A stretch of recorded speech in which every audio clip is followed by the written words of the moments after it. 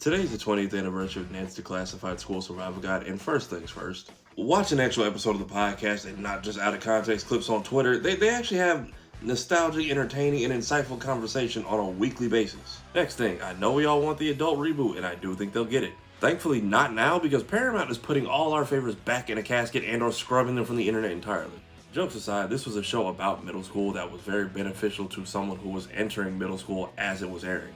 A show that was full of funny and tips that were actually useful. Sitting next to the door to avoid the post-bell jam. Best way to make sure I got to lunch on time every day and duck the long cafeteria lines. Speaking of lunch, this show dived into topics others like it didn't, like kids being on the free lunch program, which I was my entire time in school.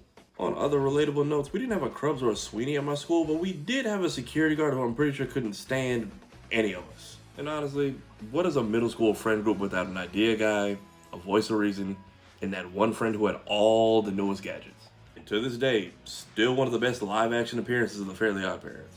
Much love to Devin, Lindsay, and I gotta give special props to Daniel Curtis Lee, man. As a fellow brace-faced black boy with an oversized backpack who was learning his love of tech and the ladies, Cookie really made me feel seen. And as someone who didn't grow up in the greatest environment during that period of my life and would rather spend his weekends plugging codes in his Game Shark versus dealing with what was outside, just thank you for your portrayal of a character that helped normalize my habits and hobbies at the time. Especially on today of all days, I just wanted to make sure you got your flowers for that, because they are well-deserved.